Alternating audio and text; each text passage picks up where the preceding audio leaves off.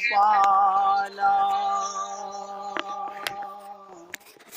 भजो मुरली मनोहर नंद लाला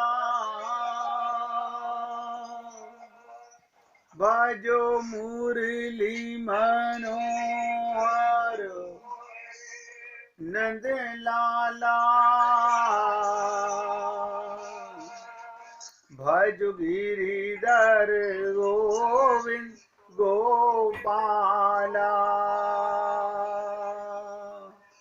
भज गिरिधर गोविंद गोपाला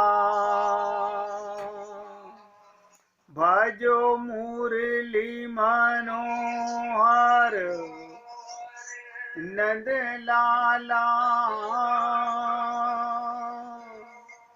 भजो मुरली मनोहर नंद लाला भज गिरिधर गोविंद गोपाला भज गिरिधर गोविंद गोपाला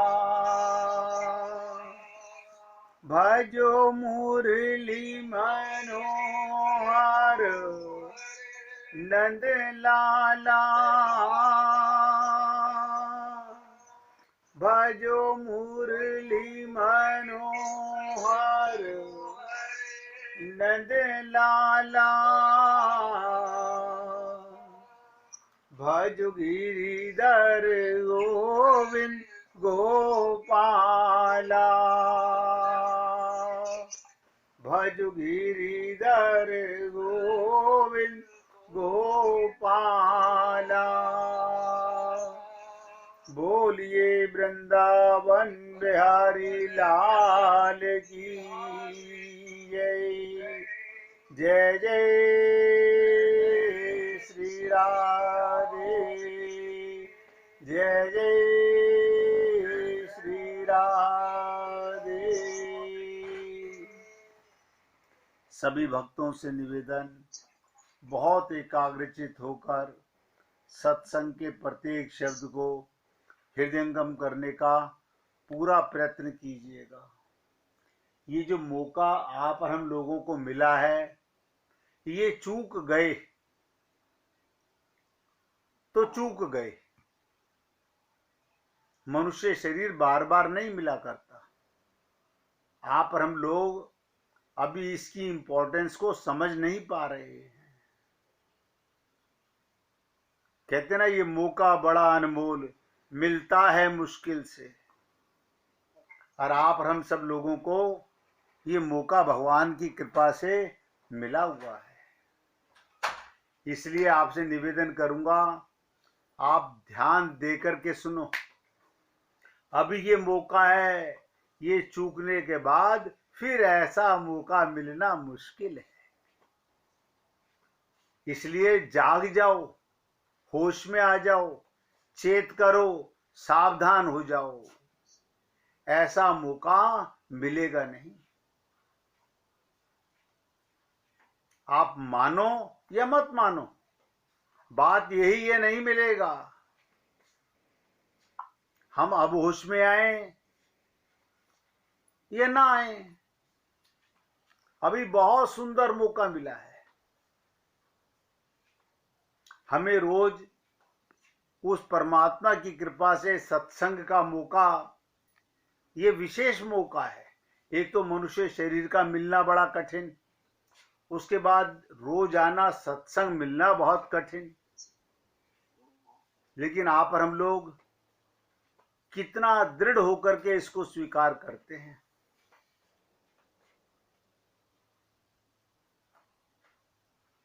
इसलिए आपसे निवेदन कर रहा हूं, ये मौका अभी चूकते हो, बड़ा भारी नुकसान है। आप और हम लोग कोई नुकसान नहीं करना चाहता। अगर भगवत प्राप्ति नहीं कर सके तो बहुत बड़ा नुकसान होने जा रहा है, जो नुकसान आपको अभी महसूस नहीं होगा। और ये भी कहा गया ऐसा मौका बार बार मिलेगा नहीं। अभी अपना कल्याण कर लो। कल्याण के लिए ही ये मनुष्य शरीर मिला है और किसी कार्य के लिए नहीं मिला। संसार की सेवा और अपना कल्याण बड़ी सुगमता से हो जाएगा। देखिएगा, इस शरीर में मैं ऐसा महसूस करता हूं और आप लोगों से रोज निवेदन भी करता हूं, भगवत प्राप्ति से सरल कोई रास्ता नहीं है। सबसे सरल उपाय भगवान को पाना है। और अगर ये चूक गए फिर नहीं मिलेगा। बड़ा भारी दुर्लभ मौका मिला हुआ है। लेकिन आप और हम लोग क्या इन बातों पर संकल्प कर पाए हैं? यही हमें बार बार अपने आप से सोचना है।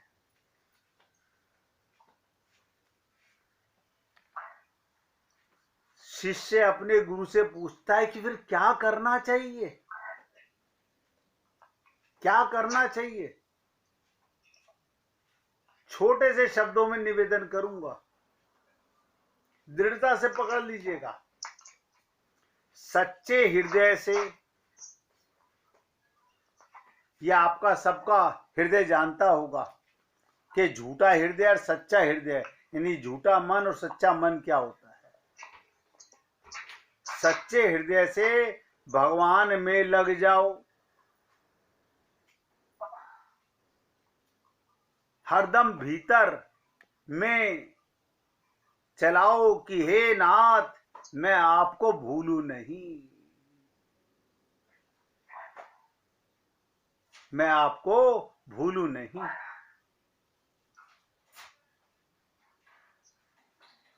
आपको पता नहीं बुढ़ापा कितना कठिन होता है। अभी तो आप और हम लोग सत्संग में हैं। कितनी अशांति, कितना दुख, कितने संताप, कितनी जलन बाकी योनियों में होती है। अभी भगवान की कृपा से ये मौका विशेषता से मिला हुआ है। अभी मान लो तो फायदा ही फायदा है, और अभी चूक गए तो मौका मिलेगा नहीं। सिर्फ इतनी सी बात कि बार बार भगवान से प्रार्थना करो कि हे गोविंद, मैं आपको भूलूं नहीं। बस बताइए, इतनी सी बात के लिए भी भगवान बड़े दयालु हैं। बहुत ध्यान से सुनेंगे। कहते ना, जाकी रही भावना जैसी, प्रभु मुहूर्त देखी तिन जैसी। भगवान बहुत दयालु हैं। उनकी दया सब पर बरसती रहती है। भगवान ने किसी की ओर से अपनी आंखें बंद नहीं की। यानी जो दुश्मनी से भी भगवान को पाना चाहता है, जो भगवान से दुश्मनी भी करता है, उसको भी भगवान अपना प्रेम ही देते हैं। यह आप हम लोग इतनी आसानी से नहीं समझ सकते। हम लोग छोटे छोटे शरीर के कष्ट आने पर बहुत जल्दी टूट जाते हैं। भगवान किसी का अनहित नहीं करते। उनके पास हित के अलावा कुछ है ही नहीं। वो सबका भला ही करते हैं। कोई उनकी ओर एक पग चले तो भगवान आगे बढ़कर 100 कदम आगे बढ़ के आने को तैयार हैं। इसलिए आपसे निवेदन किया, एक चाहना मन में, एक जिज्ञासा, एक लालसा, एक व्याकुलता हम सबके हृदय में लगी रहनी चाहिए कि मुझे ये जन्म बेकार नहीं करना। हमें भगवान पर कभी संदेह नहीं करना चाहिए। बहुत से लोग हम पे थोड़ी भगवान कृपा कर रहे हैं, उसे देखो उसे देखो। क्या देखो? हम क्या देखते हैं भगवान की कृपा को? हम संसार का सुख देखते हैं बस। देखो, ये हम सबकी बुद्धि का कमाल है। हम सब लोग भगवान को कटघरे में खड़ा कर देते हैं, सिर्फ किस लिए कि उसे सुख मिल रहा है, हमें दुख मिल रहा है। भगवान किसी को दुख नहीं देते, ये सब प्रारब्ध से मिल रहा है। इसलिए भगवान की तरफ से कभी भी मन में शंका संदेह मत लाना। वो तो आपको अपना बनाने के लिए ही ये मनुष्य शरीर देते हैं। ये जो संत महात्माओं का हमें सत्संग रोज मिलता है, ये भगवान ने अपनी प्राप्ति के लिए भेजा है। आप बताइएगा, सत्संग से सांसारिक धन तो मिलता नहीं, फिर कौन सा धन मिलता है? परम धन वो मिलता है। तो आप उनके हो जाइए, बस इतनी सी बात है। हम लोग हकीकत देखा जाए, भगवान दोगला व्यवहार नहीं करते, हम दोगले व्यवहार करते हैं। आपको ये शब्द सुन के बड़ा अजीब लग रहा होगा, हम दोगले कैसे हैं? हम दोगले इस प्रकार से हैं, हम अपने को शरीर मानते हैं, पाना चाहते हैं राम रस, और मानते हैं अपने आप को देह। अब आप सोचिएगा, भगवान किसको मिले? शरीर को कभी नहीं मिलेंगे, शरीर में मिलेंगे। एक विशेष बात आपको बताता हूं, ध्यान से सुनिएगा। आप नौका तैयार करते हो, ऐसा कारीगर नौका बनाता है उसमें एक छेद नहीं होता। क्यों? नौका में एक छेद भी हो तो नौका डूब जाती है। आप कहेंगे ये बात तो है, गाड़ी के टायर में एक छेद हो जाए तो पंचर हो गया, हवा निकल जाती है। फुटबॉल के अंदर एक छेद हो जाए तो फुटबॉल पिचक जाती है। यह आप और हम सबका अनुभव है। भगवान की कारीगरी देखिएगा, ये शरीर किसने दिया? भगवान ने। और इस देह में 9 छेद हैं। देखो कमाल की चीज, ये शरीर 9 छिद्रों से भरा हुआ है, और आपके प्राण चल रहे हैं। देखिए, किसी का मोबाइल से बहुत ज्यादा आवाज आ रही है, किसी यहाँ कुछ काम हो रहा है या कोई डिस्टरबेंस हो रही है, अपनी आवाज बंद कर लीजिए मोबाइल की। बहुत कट की आवाज आ रही है किसी के यहाँ से। ये शरीर 9 छिद्रों से, और 9 से गंदगी निकलती है। देखिए कमाल की चीज, भगवान का बनाया हुआ शरीर देखिएगा, एक छेद होते ही नौका डूब जाती है। टायर में एक छेद हो तो पंचर होकर के हवा निकल जाती है, गाड़ी चलनी बंद हो जाती है। और भगवान की लीला देखो, 9 छेद हैं और गंदगी बाहर निकलती रहती है।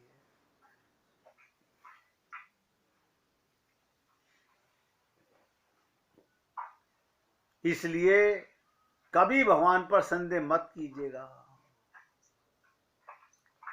बस मैंने कहा, आप उनके हो जाइए, भगवान को ही अपना मान लीजिए, बस कमाल हो जाएगा। अपने को उनकी शरण में डाल दीजिए। क्या मतलब? ये शरण क्या होती है? केवल राम ही केवल प्रेम प्यारा, यानी भगवान को ही, मैं देखिए एक शब्द बोल रहा हूं, भगवान को ही अपना मान लो, बस।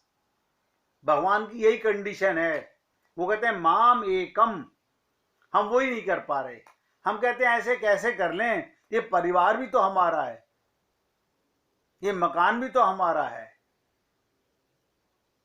हम नहीं समझ पा रहे, ये सब शरीर के हैं, ये आपके नहीं है, ये आत्मा के नहीं है संबंधी। काश आपको किसी रोज इस बात पर दृढ़ता, परिपक्वता आ जाए और आप गहराई से समझ लें, आत्मा का संबंध भगवान से है, और शरीर का संबंध संसार से है। शरीर से खूब संबंध निभाइए, संसार में खूब निभाइए। इसी को कहते हैं शरण में जाना, भगवान को ही अपना मानना। आत्मा का संबंध केवल परमात्मा से है। अब आप सोच लीजिए, किसको ये ज्ञान था पहले, सत्संग सुनने से पहले, कि मैं आत्मा हूं और मेरा संबंध केवल परमात्मा से है। लेकिन अभी भी इतना रोज सुनने के बाद भी हम लोगों ने संकल्प नहीं किया है। इसी को शरणागति कहते हैं। क्योंकि भगवान ने यहां कंडीशन लगाई है, माम एकम।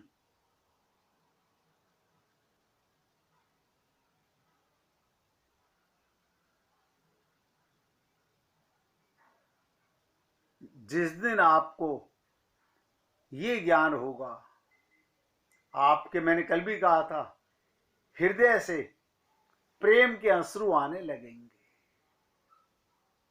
क्या मतलब, हे प्रभु मैं जैसा भी हूं आपका हूं, मेरे सारे पाप ताप हर लीजिए और पावन प्रेम प्रदान कर मुझे कृतार्थ कीजिए। छोटी सी बात मोहब्बत की, और वो हमें आज तक समझ नहीं आई। संसार में क्या करना है, व्यवहार करना है, केवल व्यवहार करना है। हम ये अगर सीख लें तो भगवत प्राप्ति में कोई कठिनता नहीं है। भगवान तो मिले ही हुए हैं, केवल मानने की कमी है। हमें भगवान से कोई अलग नहीं कर सकता। देखिए कमाल की चीज, बस पुकारने तक की कमी है। आर्त भाव होकर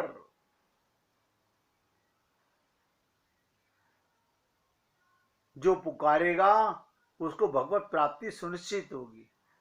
आपको हिम्मत नहीं करनी होगी, बस आप अपना नाता भगवान से जोड़ लीजिए। और मैं इसलिए बोल रहा हूं कि नाता भगवान से ही है, भगवान से ही है। लेकिन हम लोग संसार में, क्योंकि उनको आप आत्मा तो मानते नहीं। अगर आत्मा मानते हैं तो प्रत्येक जीव आपका भाई बहनी तो है, आपका मेंबर ही है, उसके साथ भी परमात्मा का संबंध है। जिस रोज आप भगवान से अपना संबंध हृदय से मान लेंगे, भगवान आपको खींच लेंगे। लेकिन इसके लिए हम कब कटिबद्ध होंगे, कब दृढ़ संकल्प करेंगे। मैंने आपसे कई बार निवेदन किया कि भगवान गीता में अर्जुन से कहते हैं, कौन्ते प्रति जानहि न मे भक्त्या प्रणश्यति। मैं प्रतिज्ञा पूर्वक कहता हूं, मेरे भक्त का पतन नहीं हो सकता। पतन या उत्थान का प्रश्न तो तब पैदा होगा जब पतन या उत्थान संबंधी कुछ कर्म करे। जो भगवान की गोदी में चला गया उसे कुछ नहीं करना। इसी को शरण में कहते हैं। ऐसा समझिएगा, एक उदाहरण से समझाने का प्रयत्न करता हूं। ये संसार एक जेल खाना है। ये संसार एक जेल खाना है।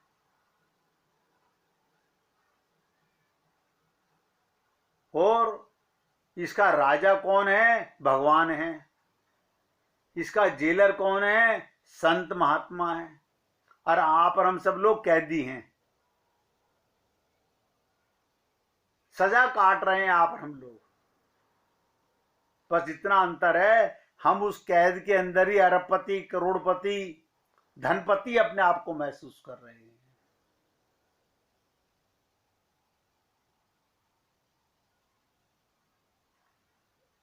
ये जेलर ही महापुरुष है, संत है,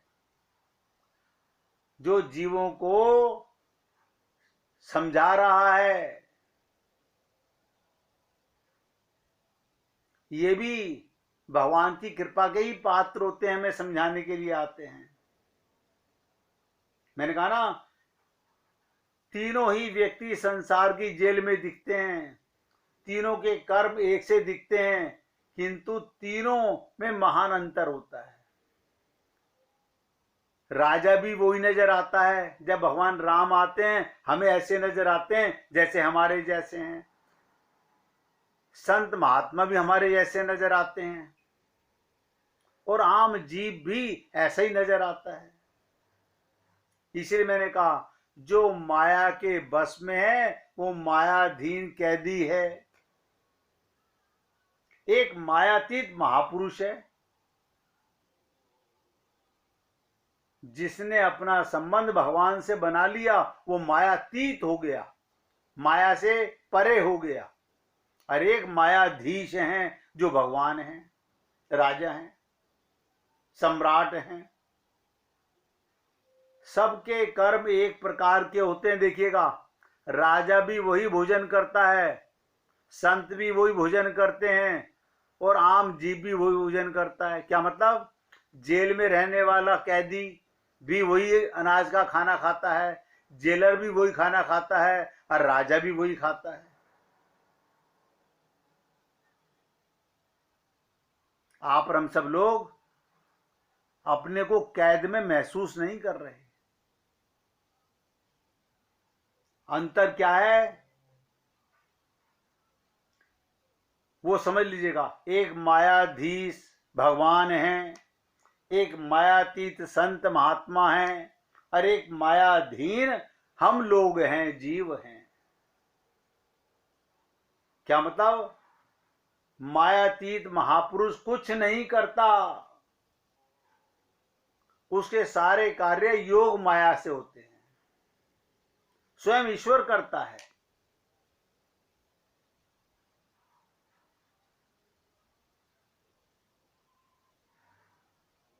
मायाधीश भगवान स्वयं योग माया से कार्य करते हैं, जो देखने में माइक होते हैं, किंतु उनका वास्तविक स्वरूप बहुत दिव्य होता है। आपको और हमको राम के कार्य ऐसे नजर आते हैं जैसे आम जीव कर रहा है, लेकिन होते उनके दिव्य हैं। गीता में भी कहा गया, रामायण में भी कहा गया,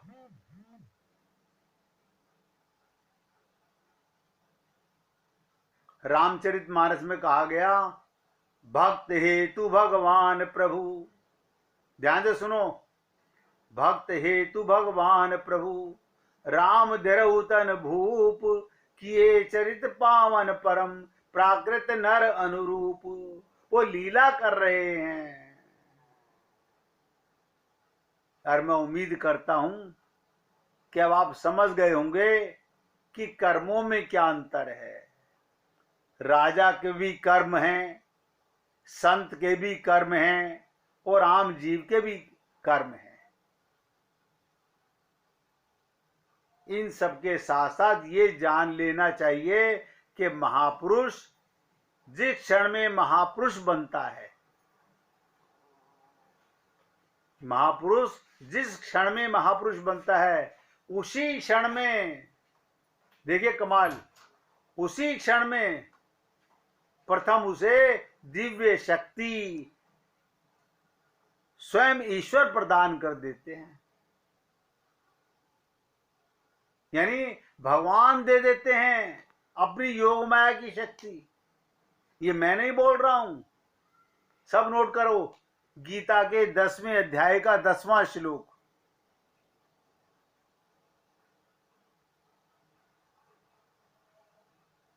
भगवान स्वयं कह रहे हैं, क्या कह रहे हैं? तेषाम सतयुक्तानाम भजताम प्रीति पूर्वकम ददामि बुद्धि योगतम ये न मामुप्यांति ते। इसी बुद्धि योग को पाकर जीव भगवान को देख सकता है। यानी बुद्धि का सरेंडर, मन का सरेंडर वो हम नहीं करते। आप भी भगवान को देख सकते हो, प्रत्येक जीव भगवान को देख सकता है। भगवान की कंडीशन है माम एकम शरणम ब्रज।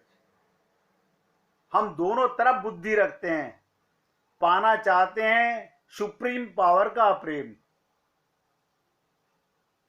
वो भी ध्यान से सुनिएगा।